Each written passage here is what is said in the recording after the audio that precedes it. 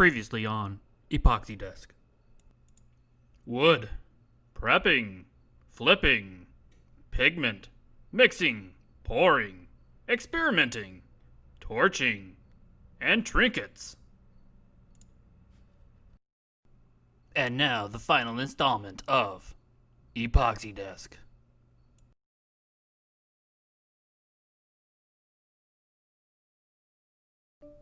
Now we remove the sides of the mold.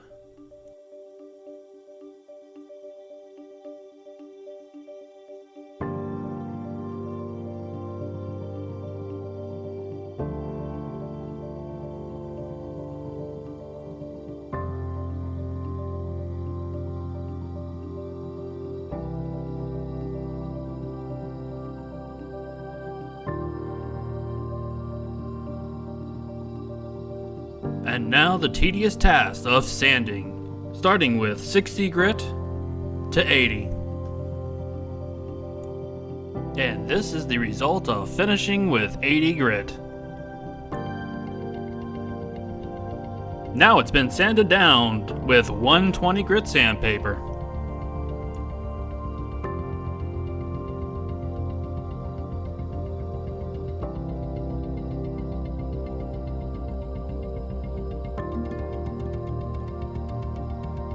And this has been sanded down with 220 grit.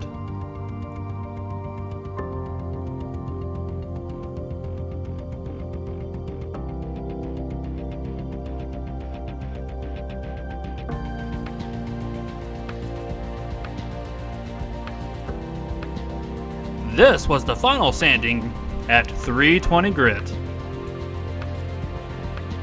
Now it's time to release the slab from the base.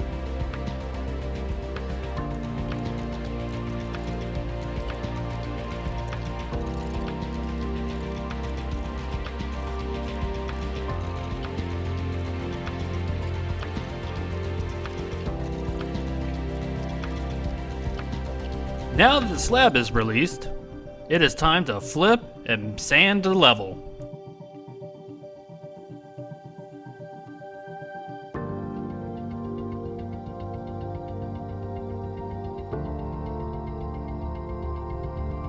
Now it's time to square the sides. This takes a lot of measurements, checks, rechecks, and checking again.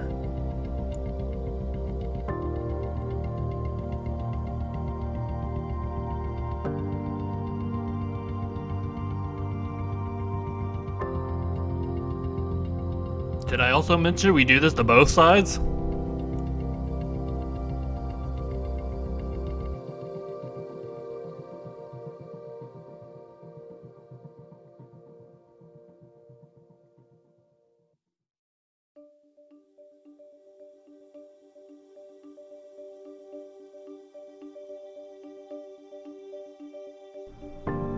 Checking for squareness.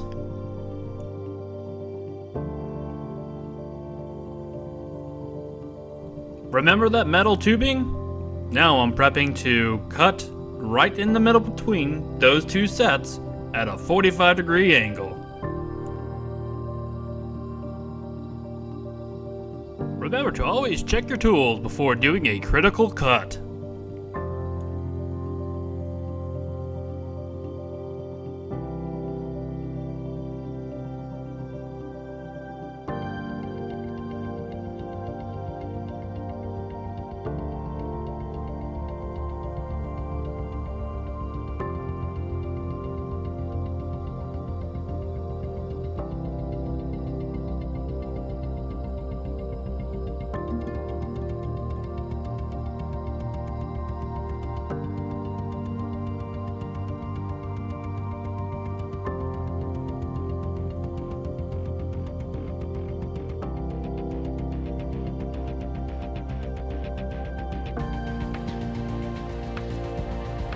This next cut is the most crucial, because now I can't lay eyes on that square tubing that is now on the underside.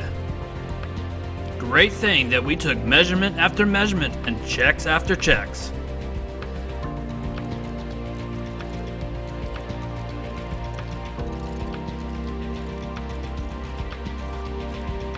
Here I made some clamping boards that go on the slabs at a 45-degree angle that's opposite of the 45-degree cut of the slab.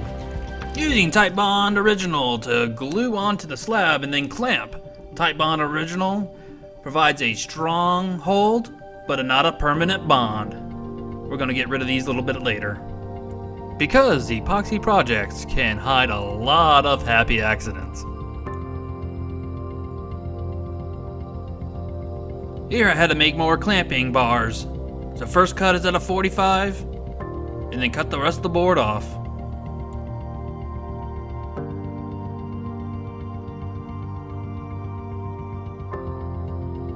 Titebond Original. I wasn't lying. Waiting it for about a day, it's time to switch those clamps to the other side.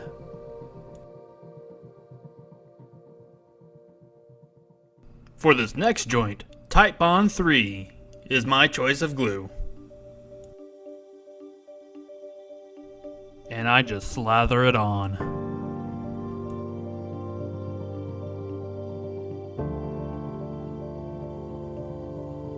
And now it's time for clamps.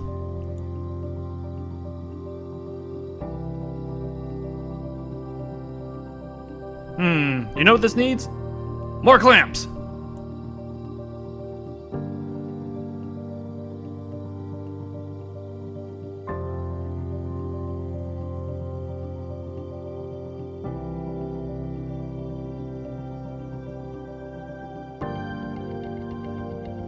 Remember when I mentioned Titebond Original? That makes this removal process just a little bit easier.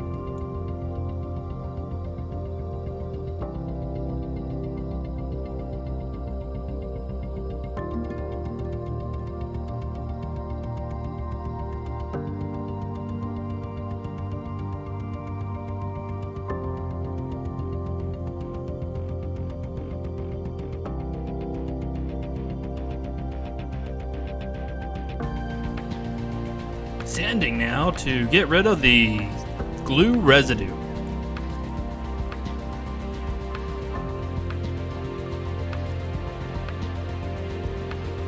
This is a result of a mistake I did with a biscuit joiner. And to fix mistakes like this, just make it look like it was done on purpose.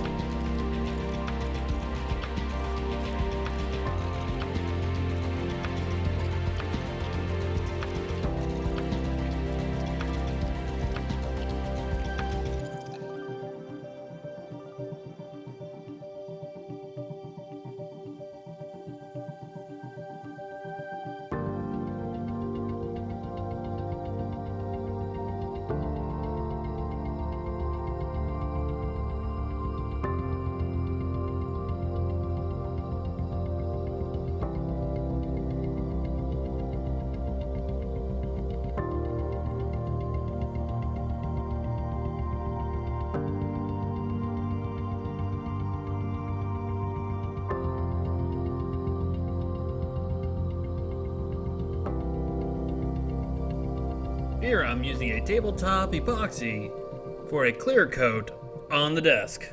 I've also taped up one end so the epoxy doesn't run down the other piece of the wood. Major cleanup if that happens.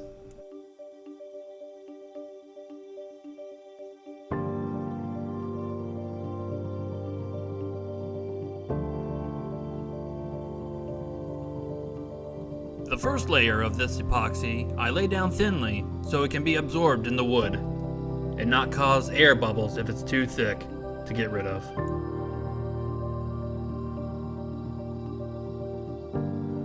Did I mention I can be impatient?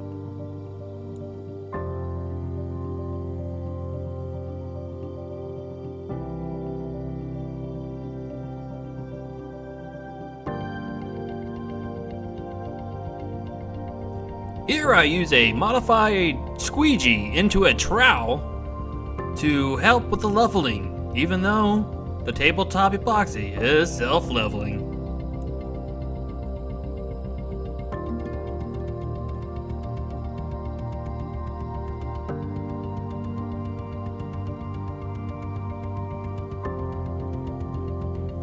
in the search for bubbles, of which I must pop. About a day later, I add the second coat. After spreading out the epoxy, I use a thick brush to dab the epoxy to aid in the leveling process. I saw someone do it on the internet, so I'm doing it too. And the third coat.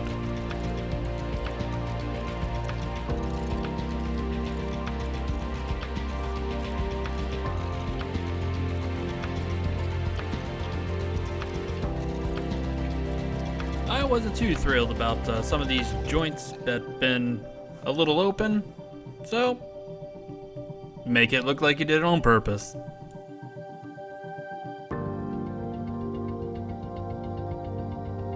And there goes Otto, the German Shepherd.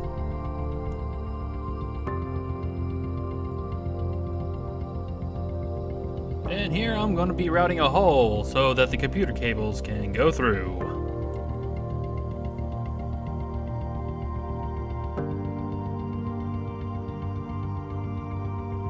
Anyone who has motion sickness, please close your eyes.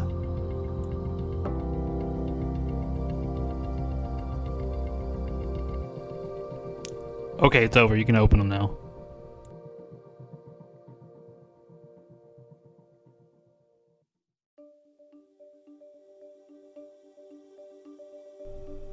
I'm doing some repairs to fix things that I've missed before, and I want to make sure that this desk is level. When that epoxy goes on, if that desk isn't level, there will be a divot. I like to have 2 measuring containers for my epoxy. It makes it easier when I like to measure by volume. It might not be the right way, but it's a way.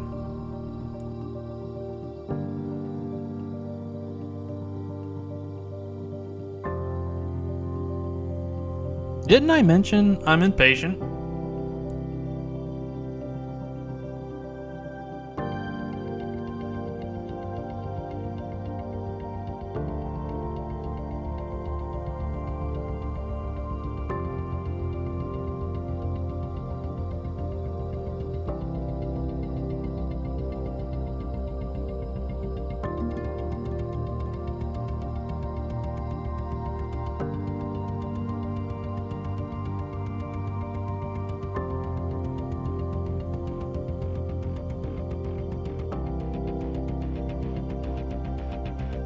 And now it's time for the second layer. Intense stirring.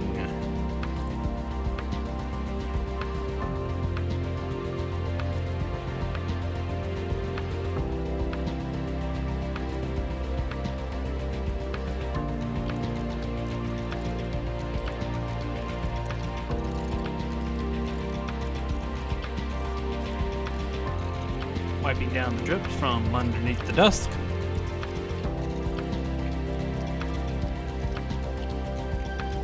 And now it's time to install the cable trough.